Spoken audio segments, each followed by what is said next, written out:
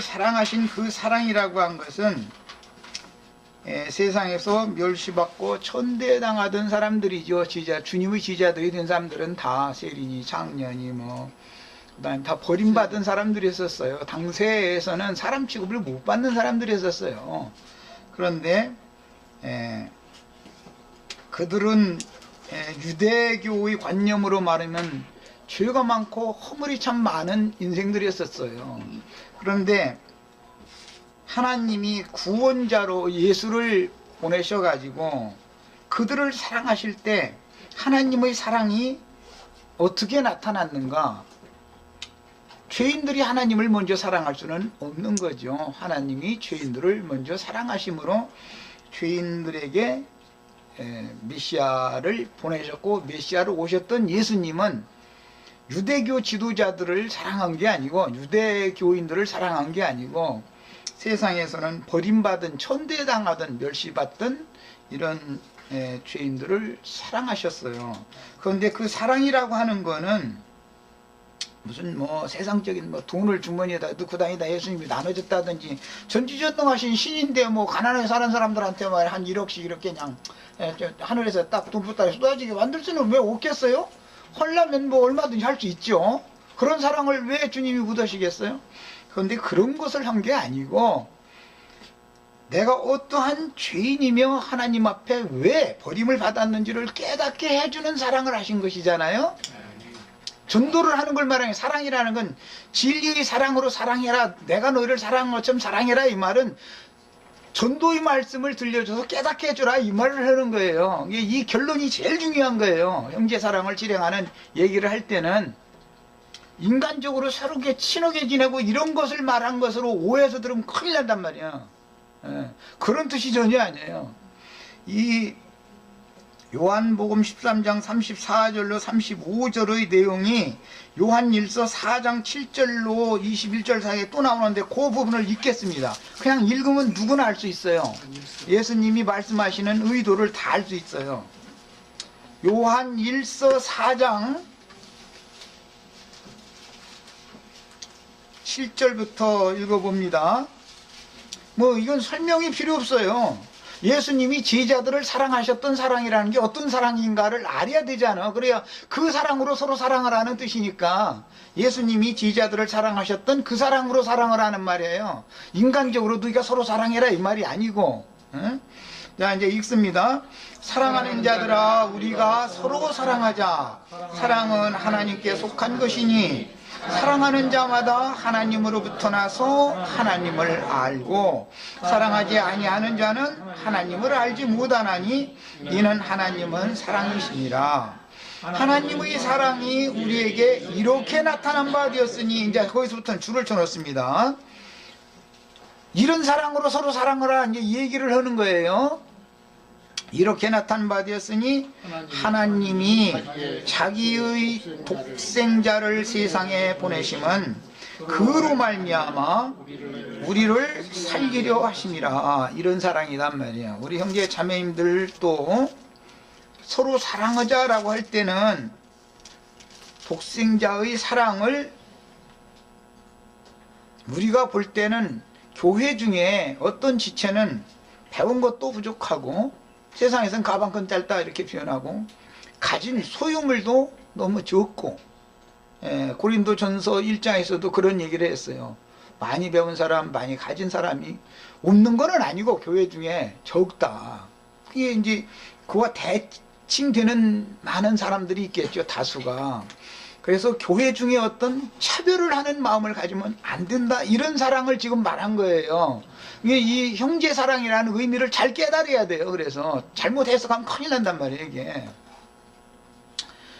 그래서 사랑은 여기 있으니 우리가 하나님을 사랑한 것이 아니요, 죄인들이 하나님을 먼저 사랑할 수는 없죠. 죄인들은 하나님을 마음에 두기를 다 싫어하게 마련인 건데, 하나님이 우리를 사랑하사 우리 죄를 속하기 위하여 화목제물로 그 아들을 보내셨습니다. 이 사랑을 말하는 거예요. 화목제물이 되어져서 보내심을 받은 예수께서 누구를 위하여 보내심을 받았냐면 저명한 유대인들 큰 자들을 위하여 보냄 받은 것이 아니라 아주 당시 사회에서는 멸시받고 낮춤당하는 사람, 사람치고 못당하는 사람들에게 보냄을 받았어요. 그렇다 해가지고 그때 당시 뭘 가진 자가 가진 것이 있고 뭐 소유한 것이 있고 만약에 배운 것이 있고 그러면은 아무도 구원을 못 받냐? 그렇지는 않습니다. 유대교의 공회의 의원들도 밤에 예수님께 와서 예수를 믿었기 때문에 그런 거예요. 또 장사 비용도 되고 이런 사람들이 공회의 의원들이었어요. 그 두 사람. 그 사람들은 다 모든 것을 가진 사람들이죠. 그런 사람들이 없었던 것은 아니에요. 있지만 그들이 주님의 사랑을 깨닫고 주님의 사랑을 받은 모든 갈릴리 바다에서 생선장수하던 분들, 세리들, 창녀들 이런 사람들을 사랑하셨던 그 사랑으로 사랑을 하면 자기의 기득권을 일단 내려놓고 와야 된단 말이야. 그 평등한 위치에서 사랑을 해야 되니까 이것은 참 어려운 일이죠.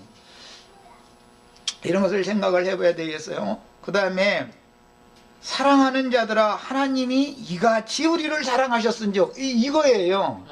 하나님이 우리를 어떻게 사랑했는지를 알아야 우리도 서로 사랑할 거 아니에요. 이같이 우리를 사랑하셨은즉 우리도 서로 사랑하는 것이 마땅하다 이렇게 하는 거예요. 이 기본 원리를 변개시키거나 바꿔버리면은 형제 사랑의 교회 생활을 정말로 어떻게 해라는 말인지를 모르는 거예요. 사실은 어떻게 하라는 거예요. 하나님이 당시 세대 가운데서 멸시받고 천대당하던 사람들이지만 가진 자 있는 사람들과 편벽대에 보시지 않는단 말이에요. 평등하게 보는 거예요. 똑같이 너도 죄인 너도 죄인이다 이거예요. 똑같은 죄인의 위치에서 보는 거예요. 내가 어떠한 죄인이라는 것을 깨닫게 해주시는 거예요. 그래야 하나님의 사랑을 안단 말이에요. 그래야 또 이제 나가서 다른 사람들도 그같이 사랑할 수 있는 거예요. 이 최고한 사랑이라는 건 뭐냐면 진리, 복음의 말씀을 깨달아서 다른 사람들에게 복음을 전하는 것이 사랑하는 거예요. 이보다 더 큰 사랑이 없어요.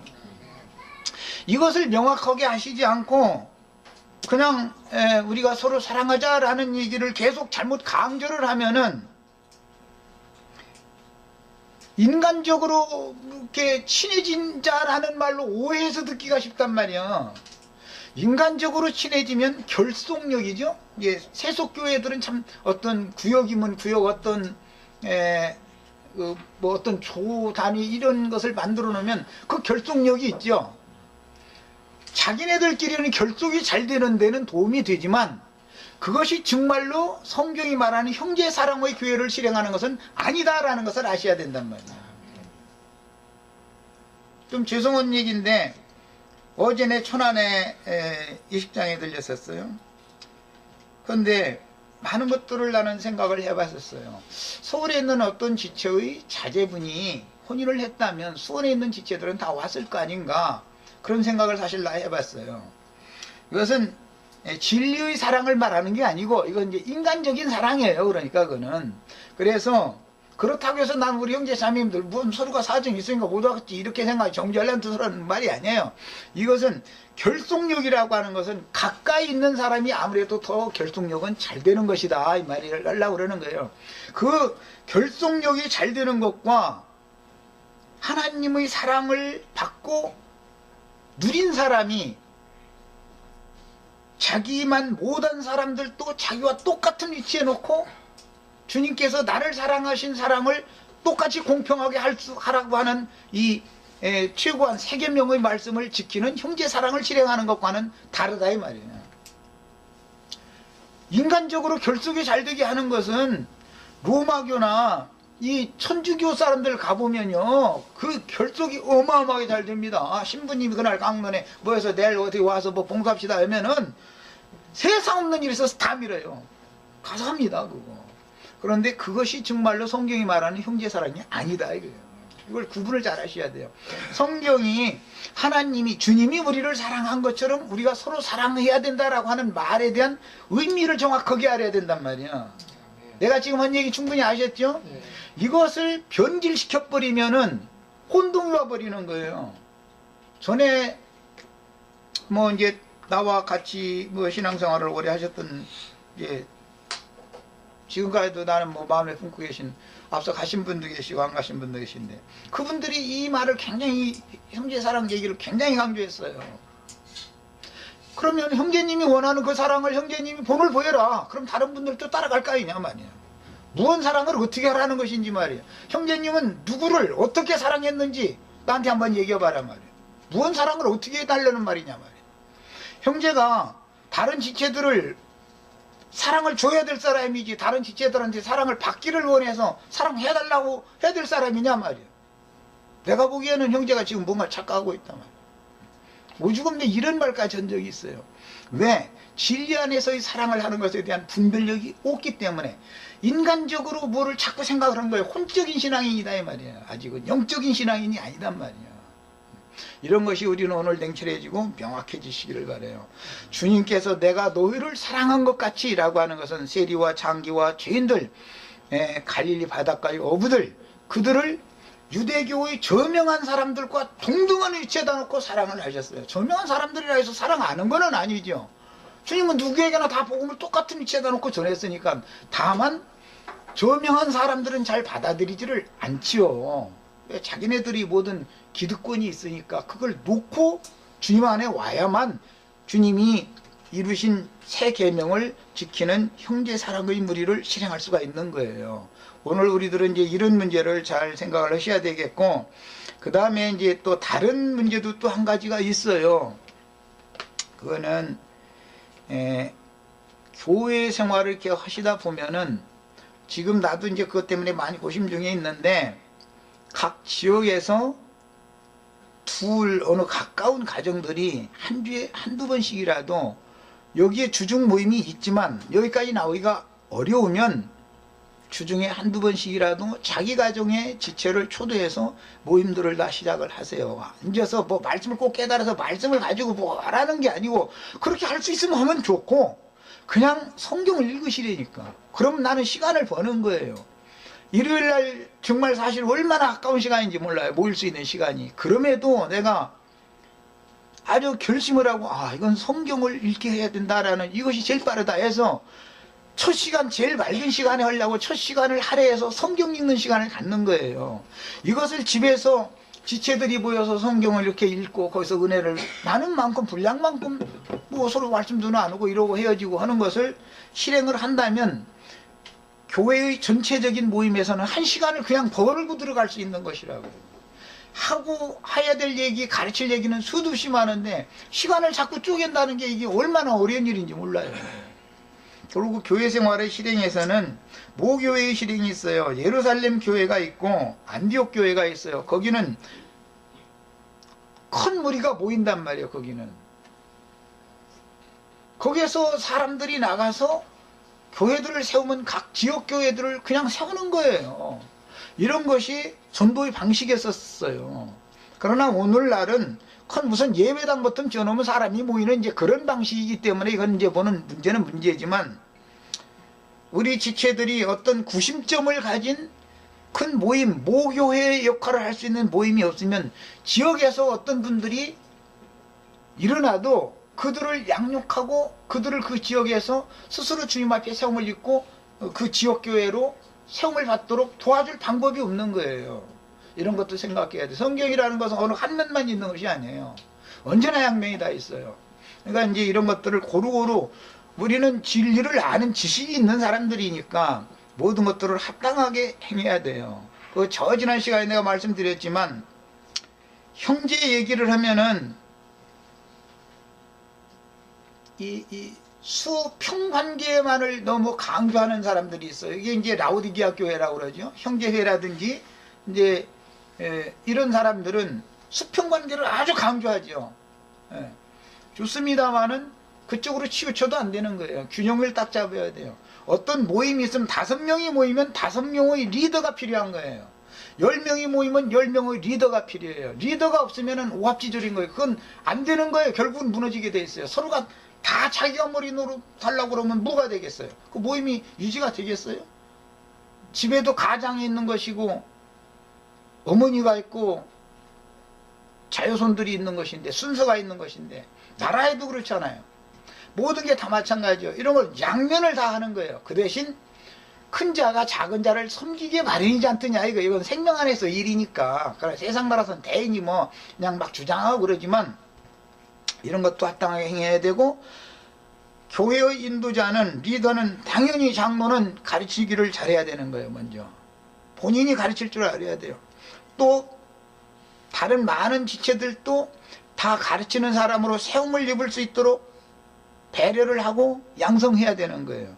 왜? 자기가 죽으면 끝나버리면 그건 교회가 아니니까. 예. 그래서 양면이 이것도 있어요. 예. 우리 형제 자매님들도 이 형제님처럼 다른 어떤 지체들도 오늘은 내가 집에서 새벽에 기도 중에 이런 말씀을 깨달은 거 있습니다. 메모를 해가지고 오시란 말이에요. 나한테 얘기하세요. 그럼 난 시간 드릴 거예요. 걱정하시지 마세요. 난 예배당이나 무슨 성당처럼 혼자 강론하고 이런 것을 주장하는 사람이 아니에요. 그런 사람이 많이 나오기를 바라요. 자유로워요, 이거는. 그러나 이 사람 저 사람이 함부로 일어나서 중언부언해서 아까운 시간을 그냥 보낼 바에는 안 모이는 게 나아요. 이제 이것은 내가 어떤 이 모임에 와가지고 처음에 느낀 게 그거였었어요.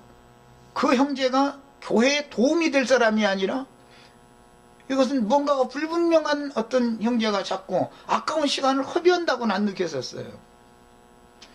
그런 사상을 가진 그 영이 교회 안에 계속해서 주장하게 되면은 결국은 니골라당이 되게 마련인 거예요. 이것을 잘 생각하셔야 되고, 언제든지 성경이라는 것은 모든 면이 다 있기 때문에 모든 면을 넓게 다 생각들을 다 하셔야 되겠어요. 되도록이면 우리 형제 자매님들은 성경을 집에서 주중에 한두 번 가까운 사람들끼리 이렇게 모여서 이 자생적으로 일어나야 되는 거예요. 무슨 예배당들은 구역을 이렇게 지정을 해주지만 그것은 억지로라도 하느라고 그런 거예요. 그게 율법적으로 하면은 잘 되지요. 그런데 난 율법적으로 하지 않고 가까운 데로 말이야. 이 신림동까지 모임에 참석을 못하면, 신림동에서 하는 것은 사실은 인터넷상에 전 세계적으로 이것을 방송을 하기 위해서 하는 것이 주 목적인 거기 때문에 참석을 못 하시는 분들, 참석을 많이 하시면 뭐 그건 말할 수 없이 더 좋고, 못 하시면 저녁 시간이라도 낮에 일해야 되니까 가까운 데서는 한 시간 정도 뭐 이렇게 말씀들 나누고 헤어져도 뭐 잠자는데 그건 지장이 있거나 이렇지는 않잖아요. 이렇게 해서 인천은 인천대로, 또 어느 지역은 어느 지역대로 이런 것들이 잘 활성화되기를 바라요. 그리고 일요일 날도 말씀을 다 받아가지고 오세요. 말씀을 받아가지고 오셔가지고 나는 오늘 이런 말씀을 깨달은 것이 있어서 내 시간에는 좀 말씀을 전하겠습니다만 나는 언제든지 오케이 환영해요. 그건 말할 것도 없어요. 나는 다 그렇게 되기를 바라요. 특히 우리 젊은 형제들이 이런 거에 부담을 좀 다 가지셔야 되겠어요. 나는 나 혼자 나에게 계시된 걸 가르치는 것만으로 만족한 사람이 아니에요. 우리 형제 자매님들이 다 세움을 입기를 바라는 마음이 사실 더 급해요. 마음속으로는. 이런 줄 아세요. 야, 기도하고 마치겠습니다. 잠깐만요. 지금 읽던 말씀도 조금 더 있고요. 그리고 제가 빨리들 가고 싶겠지만 5분만 좀, 지금 요 쓰레기 말씀드릴 것 같아요. 자, 어느 때나 12절부터잖아. 그러니까 19절부터. 아니, 19절부터? 바이블 좋은데 19절부터만 읽어도 19절부터? 네. 19절부터 우리가 사랑하면 그가 먼저 우리를 사랑하셨습니다. 누구든지 하나님을 사랑하노라 하고 그 형제를 미워하면 이는 거짓말하는 자니, 보는 바 그 형제를 사랑하지 아니하는 자는 보지 못하는 바 하나님을 사랑할 수 없느니라.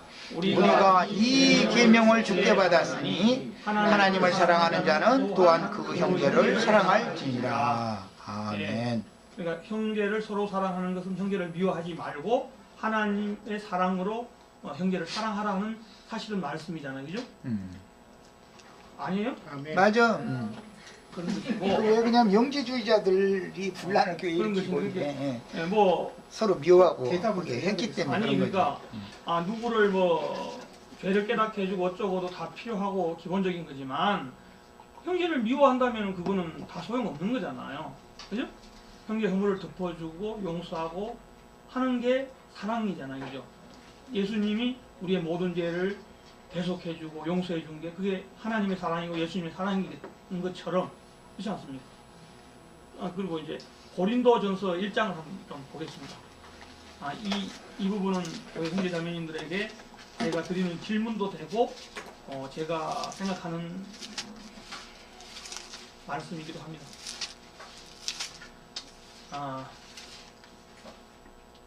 고린도전서 2장 1절만 읽겠습니다. 자, 2절만 읽겠습니다. 1장 2절만.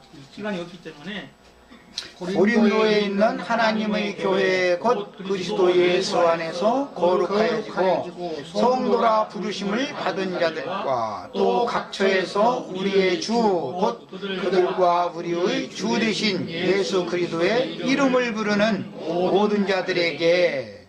이렇게만 읽겠습니다. 자, 제가 이 말씀을 택해서 읽고 지금 말씀드리고자 하는 것은 이제 우리가 계시록의 7교회를 하면서 뭐 에베소 교회부터 시작해서 7교회가 나오는데 물론 표상적으로는 소아시아의 7교회였죠, 그죠? 그렇지만 실제적으로는 이게 우주상에 있는 모든 교회 중에 있는 것이고 또 특별히 말하면은 이거 잘못 들으면 어떤 한 면을 부정한다고 들을 수 있겠지만 표면적인 어떤 무리가 에베소 교회거나 스무나 교회거나 빌라델피아 교회라고 하는 것은 아니죠. 실제적으로는 본질적으로는 아니죠. 예수 그리스도로 말미암아 구원받은 그 영들이 어떤 상태에 있느냐에 따라서 에베소 교회에 속해 있을 수도 있고 빌라델피아 교회에 속해 있을 수도 있는 겁니다. 오늘 우리 여기 신림동에 모이는 불과 40-50명의 무리들 중에서도 어떤 형제자매는 에베소 교회에 속해 있을 것이고 아직도 에베소 교회에 속하지 못한 사람도 있을 것입니다. 또 어떤 사람은 빌라델피아 교회에 속해 있는 사람도 있을 것입니다. 그러나 또 한면으로는 현상적으로 볼 때 저 무리는 어떤 면이 강하기 때문에 에베소 교회의 성향이라고 볼 수도 있고 빌라델피아 교회의 성향이라고 볼 수는 있을 겁니다. 분별을 하는 차원에서는. 그렇죠? 그런 것이지 표면적인 어떤 무리가 빌라델피아 교회고 아니고 이렇게 판단할 수는 없다 그 말입니다. 그럼에도 불구하고 모인 무리들이 우리는 빌라델피아 교회다. 좋은 것만 골라가지고 빌라델피아 교회라 그러죠. 우리가 라오디게아 교회다 그런 무리 있어요? 한번 찾아보세요. 없습니다. 우리는 라오디게아 교회다 이렇게 하는 사람 모임은 우주상에 없어요. 예배당 이름도 있어, 라오디게아. 글쎄 뭐 그거야 뭐 있는지는 모르겠습니다만은 아무튼 내가 아는 바로는 없습니다. 그렇게 주장하는 교회는 없고 이제 주님 안에서 분별해 볼 때 저 무리는 라오디게아 교회에 가깝고 저 무리는 빌라델피아 교회에 가깝고 이런 차이죠. 그죠? 그리고 이제 이 말씀을 드리면서 이제 제가 또 한 가지 이 부분은 뭐 다른 형제님들의 어떤 메시지를 반박하려는 게 아니고 에베소 교회에 보면은 처음 사랑을 버렸다 그랬잖아요. 처음 사랑 버렸다는데 에레미야 2장 2절을 한번 보겠습니다. 그 처음 사랑이 뭔가 봤더니